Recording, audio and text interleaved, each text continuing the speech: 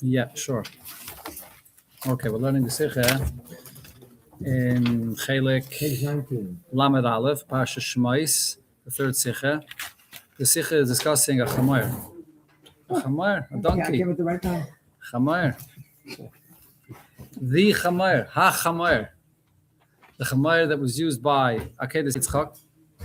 And the same Chamer was used when Moshe returned to Mitzrayim. And the same Chamer that Mashiach will come. Ani B'rechav ala Chamer. So the Rebbe, in the first section of the Sikha, explained Al Pipshuta Shal Mikra, what's the story with this donkey. What the main thing that Rebbe focused on is, since it's a Sikha on Parsha Shmais, is to explain what was the relevance of mentioning the donkey regarding Moshe Rabbeinu. Now, in the continuation of the Sikha, this part of the Sikha is from a Farbrengen Yutas Kislev Tovshin Chai, beautiful Indian here, where the Rebbe will explain 3 different levels of riding on a donkey. When Avram rode on the donkey, and then Moshe Rabbeinu, and then the highest level when Mashiach comes. Beautiful. Let's see. Siv Zayin, let's begin inside. The wine of Torah, the secrets of Torah that you could see in Rashi's words. Based on what the Rebbe explained there regarding the donkey, the 3 different times it was used, there's a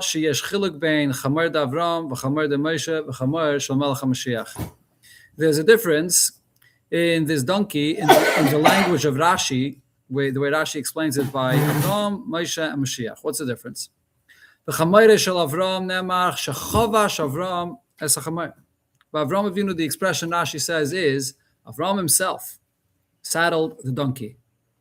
The Rebbe explained before in the Sikha that simply the reason Rashi uses that expression, that he himself saddled the donkey, it's coming to express the zrizos that he had, his excitement about the mitzvah. What is the term he uses by Moshe? It says, he rode on the donkey. Actually, he didn't ride on the donkey himself. He put his wife and family, or his son or sons, on the donkey. So either way, the point is, it doesn't say saddle the donkey, but it says riding on the donkey. By Mashiach, it says a third terminology. Asid melech Mashiach lihigoli salav. Mashiach will be revealed on the donkey, which sort of connects Mashiach to the donkey to a much greater degree. It's not just that he's riding from one destination to another, or that he's saddling the donkey, preparing. So Chavash is sort of preparing the donkey.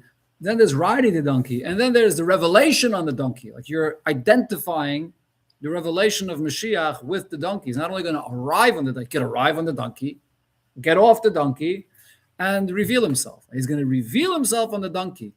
What is this expression? And regarding the third point, the Rebbe says that's something Rashi says that it doesn't even say in the pasuk. Afshe b'kra nemar, it says ani, and then it says roichev ala chamar. He's going to ride on the donkey. It doesn't say he's going to be revealed on the donkey. Yeshleima, we can say shechiluki l'shaynis anal. The different expressions regarding this donkey, hey, behesim legimel shlovim v'dargis. These are 3 stages, 3 levels. B'amshachas kedusha ba'olam, in bringing holiness in the world. Begimel at kufais, in these 3 different time periods, the Avram, Moshe, Umelech HaMashiach. As the Rebbe will explain, this donkey is not just a donkey, but it's representative of the entire existence of the world and the development of bringing the world to its completion and its ultimate level. When Mashiach comes, when did that start? That started by Avram Avinu. The Gemara tells us that the world is divided into 3. The time of the existence of the world is divided into 3. The first 2,000 years, where the world was darkness.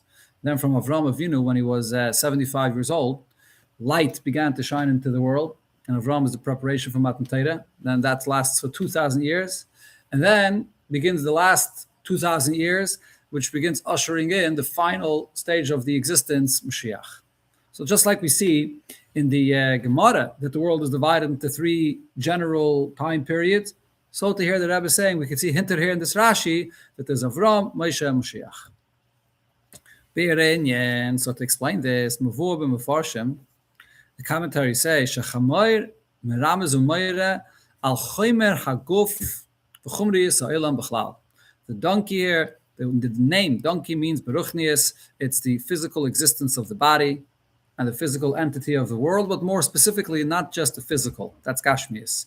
Chumrius is more than just physical. The coarseness and the materialism of the world, the focus on Gashmias, the immersion in Gashmias, that's the Chamer. Ki yudua gam pirish av Baal Shem Tov ala pasuk kisira chamer senacha gomer, in the mitzvah of the pirika tina by a chamer, when someone needs help on the donkey, you see the chamer of your enemy. So the Baal Shem Tov says, who is this? The koyal chamer aguf. You see your body that seems to be an enemy. Your body could be lazy. Your body could be selfish. Your body has a lot of different characteristics that could be an enemy, or at least it's not working along with you in what your neshama wants to do. That's the chaymer. So this is generally the point there in the connection between redemption and the donkey specifically. And therefore, hey Moshe Goyal Rishon, Moshe the first redeemer, and the hey Melech HaMashiach Goyal Achrein, and Mashiach being the final redeemer, Yiur Reichvim Al Chamer, they're riding on a donkey. What is the inner and true content of what happens when there's redemption? Redemption is not just some physical event. It's not just some cosmetic changes, or even the fact that Yidden are not anymore under the shibud. There's different ways how to describe the redemption. But here the Rebbe says the essence and the pnimius of redemptions is Galus Kedushas Yisbarach. It's revelation of Hashem's holiness in the world. In order for that to be possible, so on one hand, you have to some extent, break the stubbornness of the physical world. That's one thing. The Rebbe here says the word shvira, but at the same time, the Rebbe says zichachubira. You have to refine, purify, elevate the world. Hein chaymer aguf shel ish v'isha, or ish v'isha di Yisrael. That refers both to the body of man, woman amongst Yidden. Befrat, that's more specifically what we're focusing on, where the main kedusha is revealed. And v'hein chumri yisraelam b'klal. And the same is true regarding the world in general. In the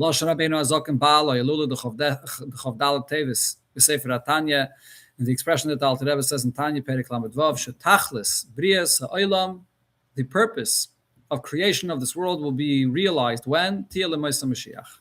When Mashiach comes, She'oz Yizdachich Gashmi Yisagufa Ha'olam, the physical world and the physical body will be refined. V'yuchlu lekabel gilui eravaya. So then you can receive, you're a vessel to be open for the godly revelation.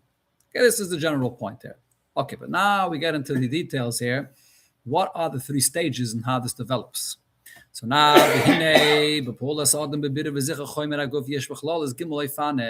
order to achieve this, in order to transform your body or the world into being a keli for ruchnius instead of being a place which is just selfish, stubborn, and into itself, there's three stages how you go about this.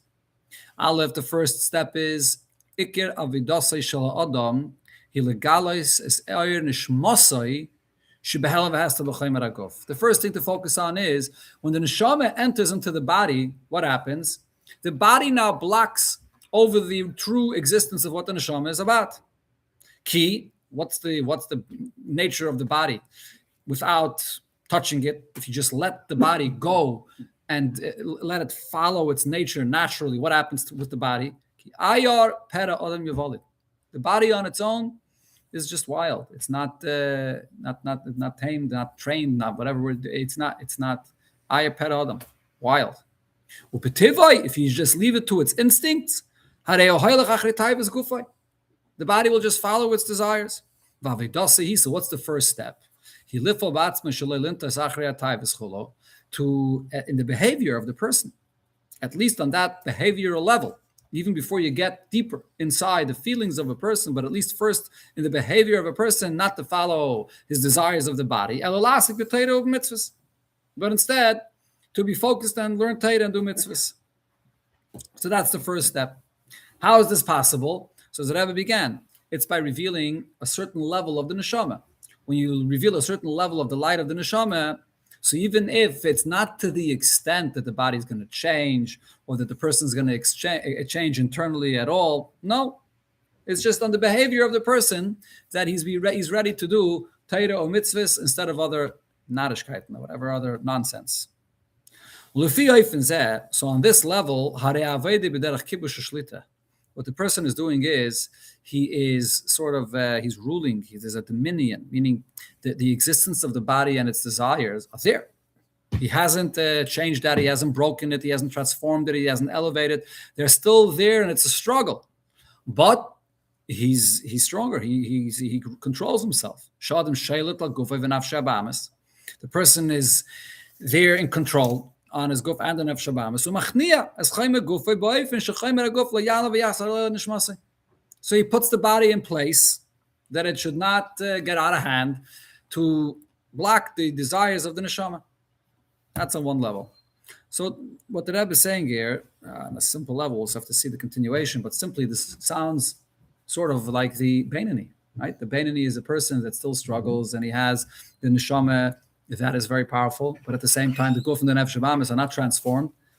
They're also a potent existence that the taivas come up all the time, but he fights, he's machnia, he breaks that. It's a certain level of a Beinani, seems like we're talking about it. Lamayla mizeh. Then developing and going to the next step. We're here, you're not just revealing the light of the neshama that's strong enough to subdue the body, but you're actually able to communicate. The light of the neshama is more powerful because it's able to now communicate with the body itself to start a certain transformation. To change the nature of the body itself. That the body itself should contribute, should be part of the story, should be part of serving Hashem. When a person can change his characteristics, that he shouldn't have that desire anymore. When the light of the neshama is shining strong enough, so these kinds of desires become insignificant. And you don't have to deal with it to such an extent. You're not constantly fighting. On the first level, the person has the light of the neshama to the extent that he's able to keep on saying no to his taivas, but the light of the neshama is not strong enough to actually start changing the guf itself. But then the next step is to actually have a strong enough of a power to communicate with the guf itself. That's the second level. Okay, the Rebbe clarifies the difference between these two levels a little bit better in footnote 39. See 39? You can read it. Good. Okay. Not small. Too small for you, the letters? No, I think it's okay. Okay. So let's see.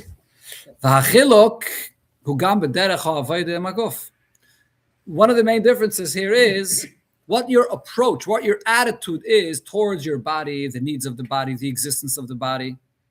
On the first level, Yutachin, it's possible, although not necessarily, but it's possible that the approach here will be, since the body is such a disturbance, since the body is trouble. So what's one of the ways to approach the body? To break it and to fast and to try to train it and do all kinds of things that are going to breaking. However, okay, now, but on the second level, this is the continuation of the Vart that the Baal Shem Tov said on the pasuk Yisirach Amar Seinacha. What does the Baal Shem Tov say?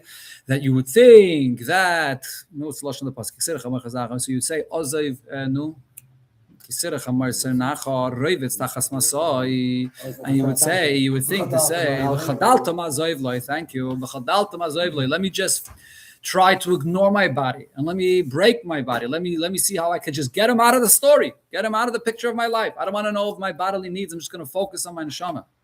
So the Baal Shem Tov says, Loi bezu aderech yishken oira Torah. This is not the way that you bring the light of Torah into the world. Kiyim ozev tazev imoi levarer es haguf lezacher v'loi l'shabre b'sikufim. You have to refine it and not break it. That's the true kavanah. So this is only achieved on the second level. Sounds like from what the Rebbe is saying is that on the first level, you have an option. You can break your body, or you could sort of try to ignore it. The person is not yet on a level where he's able to refine it.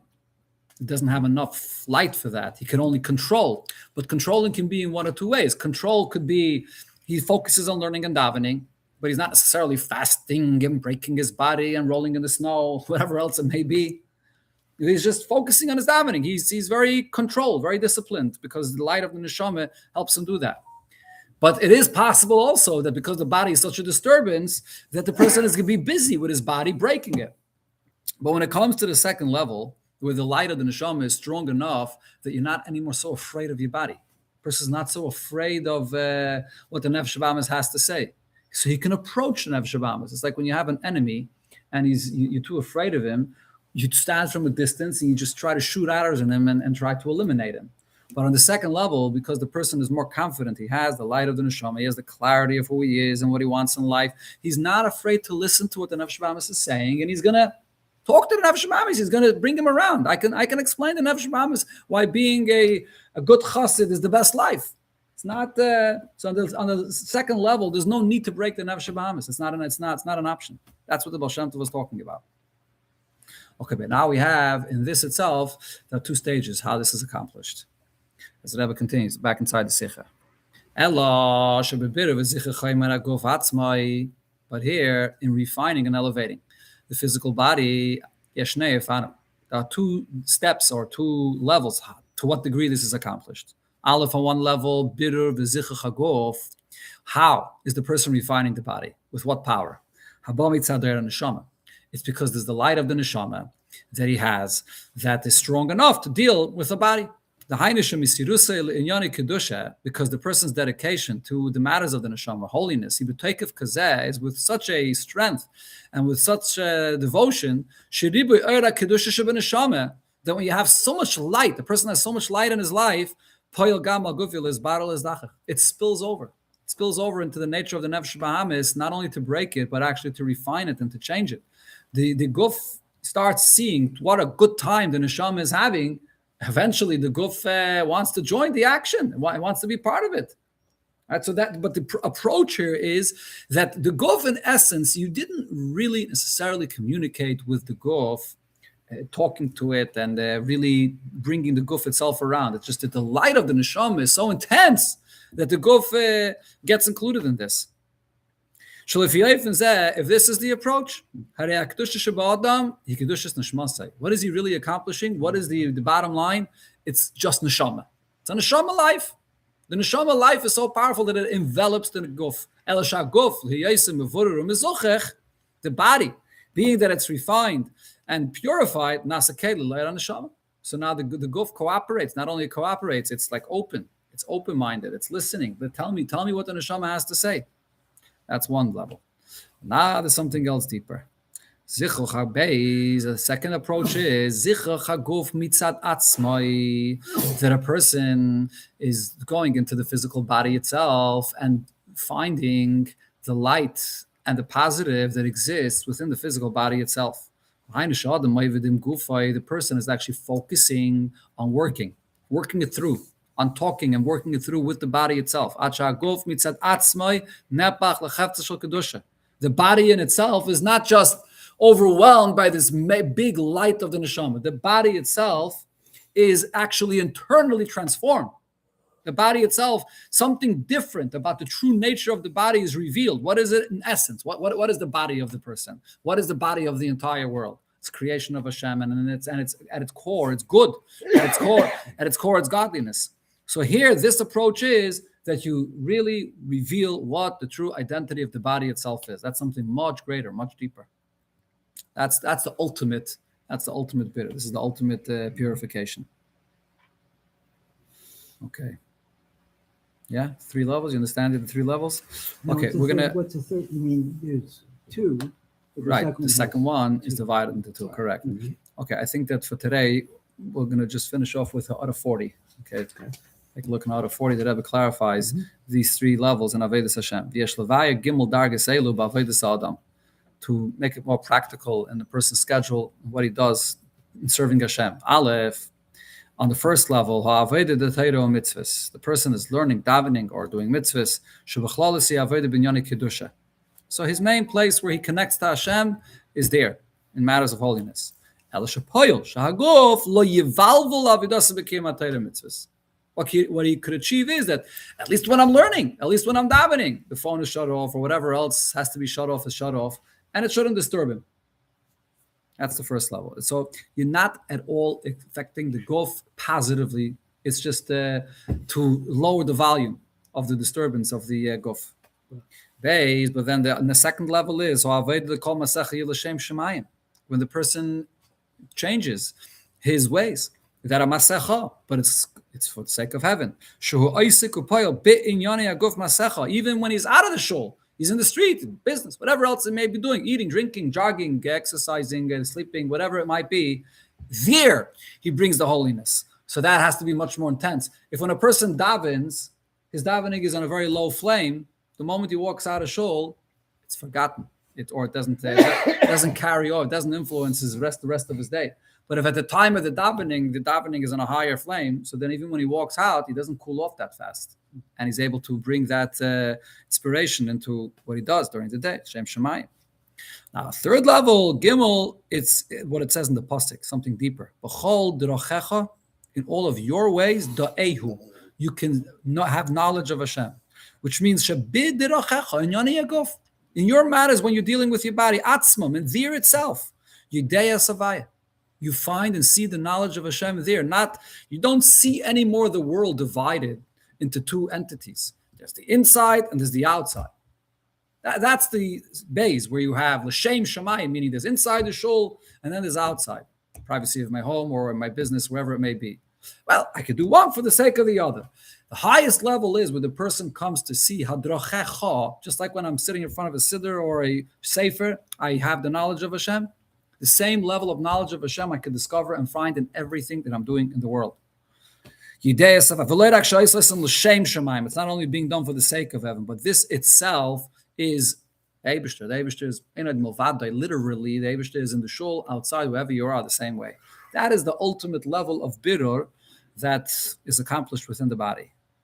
Okay, these are the three levels, and as we'll see, the Rebbe will continue and explain how these three levels connect and apply to the three stages in creation.